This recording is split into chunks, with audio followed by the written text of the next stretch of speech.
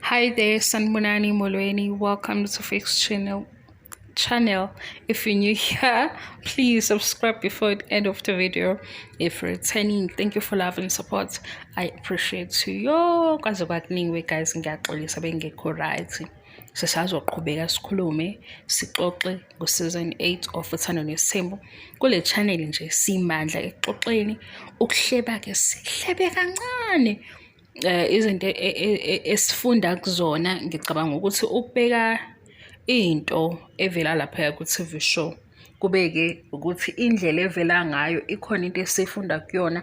I-comment section ke esebenza lapho because into engizoyisho mhlawumbe ngizosho into ya 2 minutes mase sifunda i-comment yomunye sithole okuningi because siyabantu asifani kuyenzeka ukuthi into mhlawumbe ngiyibona u2 minutes ngikhulume ngayo ku2 minutes sithola i-comment echaza kahle yonke lento engisho.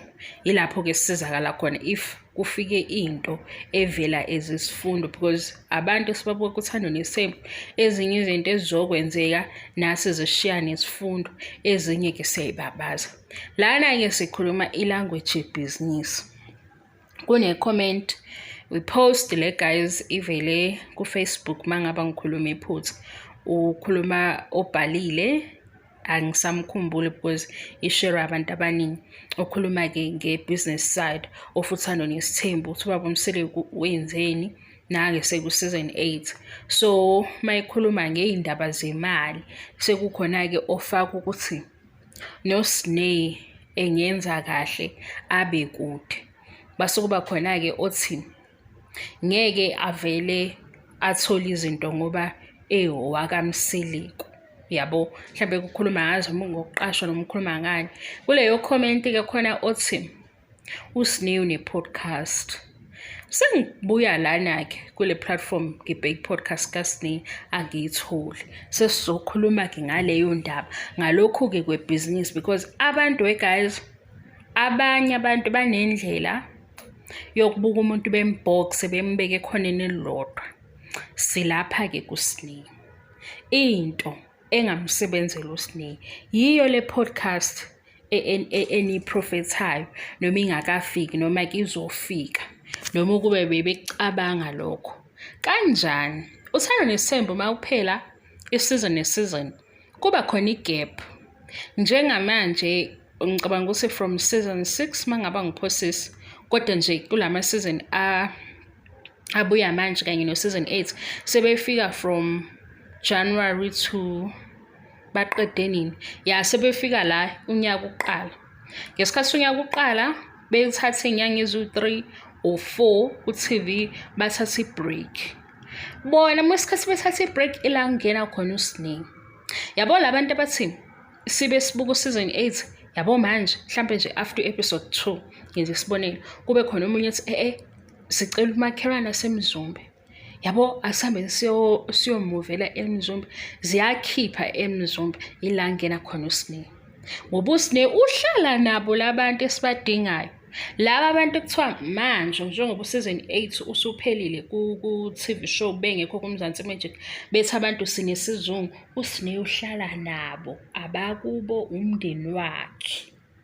uSneh wenzani ufika nepodcast i-podcast singabona elinye iside likaSneh because i-TV vele sesamkelile ngeke imlethe uSneh oshintshile angeke ilethe elinye iside likaSneh ngoba nakhona kuyibhizinisi ngokwakhona sesizobe sixoxeke eyaSneh loku-TV sikuSneh lona ke ongaphandle kwe-TV show owenza podcast uSneh uzosikhombisa iside lakhe elinye kanye nomayeni namakhosikazi asemzumbe because abazali bakhe mase kuwukuthi manje into esihlangene nebhizinisi ngaphandle kwebhizinisi engakwazi uSneh ukuthi axolise kubo bexolelane beqhubeke nempilo njengoba impilo iqhubeka yila sithola khona i-podcast futhi nayo i-podcast kaSneh angeke uze kusho ukuthi isigxile kakhulu kumakhosikazi akamseleki ingaba ngayi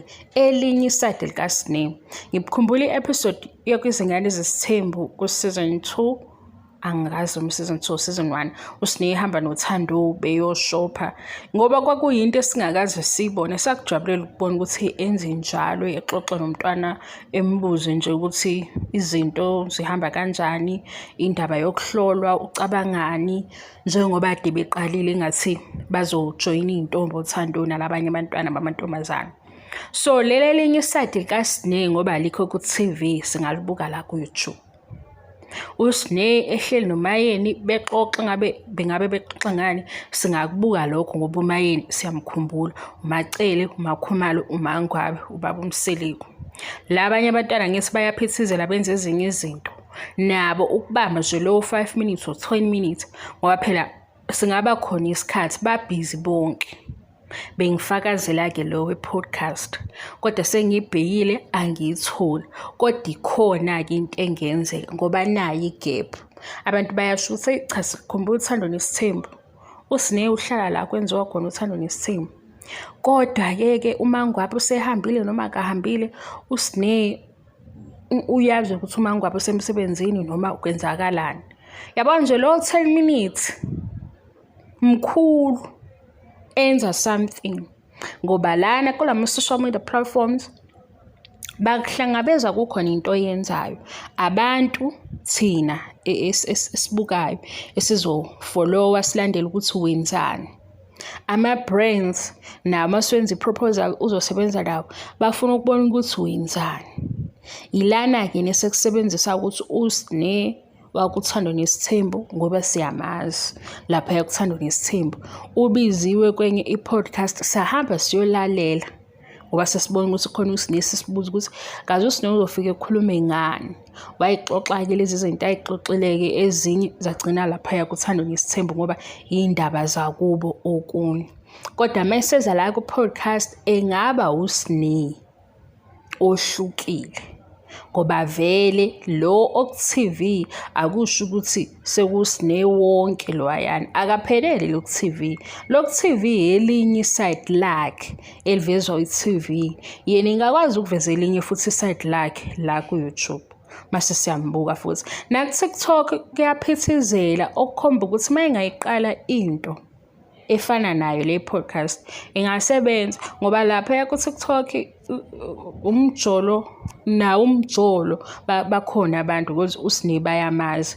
Zikhona phela nezinye izingane ezijolayo ezilingana noSineya nabanye odade abalapha ku-TikTok, kodwa uyabona ukuthi umehluko wenziwa yini. uSineya wakuThando Nesithembu, uSineya wakwezingane zesithembu. So mayingabe eqala into eyiqala uSineya ukuze ingazubhalansa kakhulu ngamakhosikazi because ngeke behlezi benesikhathi sokushutha naye, kodwa nje ukuthi gqwagqwa ngamafu lapha ya i-podcast kaSineya sibona uMacele eSeapark noSineya ney'ngane zakubo noMayeni noBaba uMseleku. Mase sekuhamba ngesikhathi inamba ikhula, ilana-ke sekunesikhala sokuthi-ke akuvele into ethile mase ngena kanjalo kama-brands.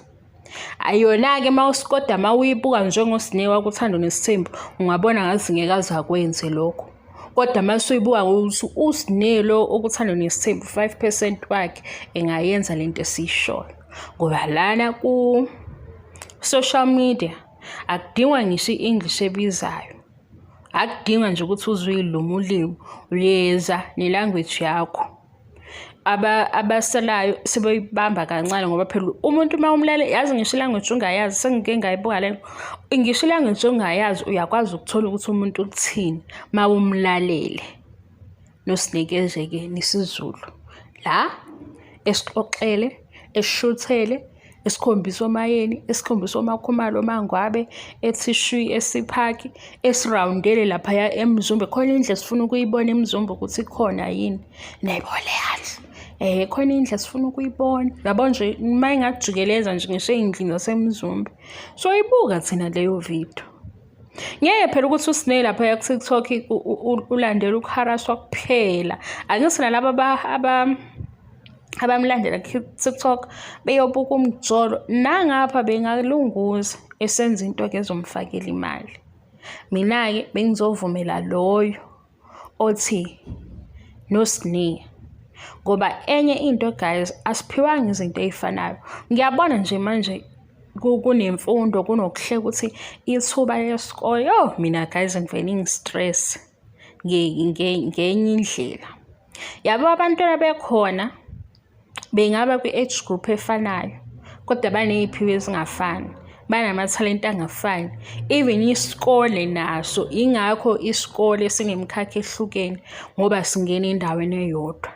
Ngigqugquzela imfundo, ngiyazi futhi ukuthi imfundo ingakuthatha kude ikuhambisa amazwe, kodwa bakhona futhi abangathathwa yithalente libahambisa amazwe, ngoba ilokho bona hlampe okuyisiphiwo sabo abadalelwe khona.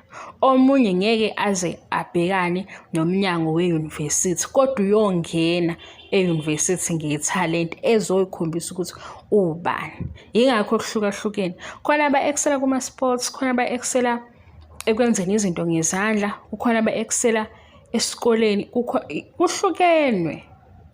Manje ngibe nakho nje ungabaza umuntu ohleka ukuthi lo ufundile, lo akafundile. Ihlekisaphi leyo nto?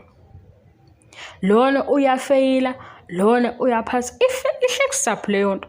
Ngoba lo ongaphasi yini eyakhe? Mhlawumbe akayidali le ebhalwa phansi ayihambisani naye. Even ukufunda nakho uqobo kuney'ndlela ey'hlukene, akunayo indlela eyodwa yokufunda. Ngobani? Abantu abafani. Nina nizoba abazali aba-wrong indlela enginibuka ngayo. Nizohlukumeza iy'ngane futhi niy'phoqa ukuthi azenze into ezingabhizelwanga yona.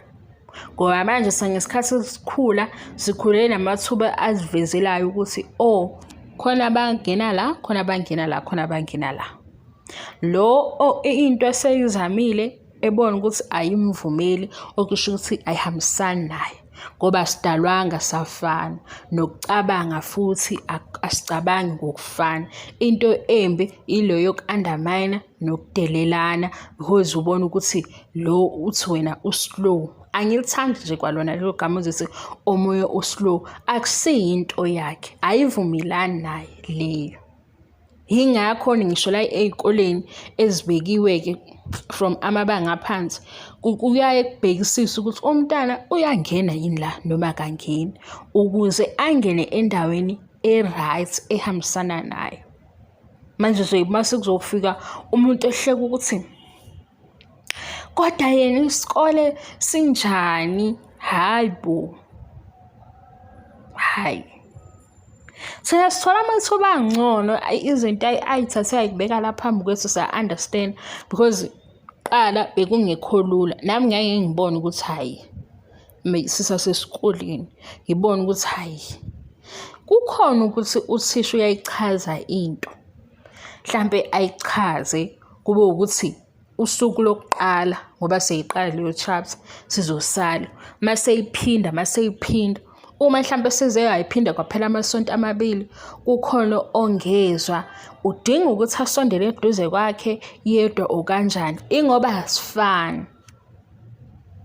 Ngesikhathi-ke siyingane, uku-understanda kwengane akufani nokumuntu omdala. Vele iy'ngane zizohleka zithi ubani ziyakhala. Kodwa mase ukhula, ngoba phela ukukhula nomqondo wakho, ila usubona khona ukuthi asifani siyabantu, asifani nangokwenza. Kungenzeka ukuthi lo ukhuthele kwenye indawo and kwenye indawo uya-excel, so awukwazi ukuthi uzomhleka ngoba wena uwazi ukuthi uthopha ngapha. Mhlawumbe naye uyathopha kweminye imisebenzi, wena uyathopha ngapha ekufundeni.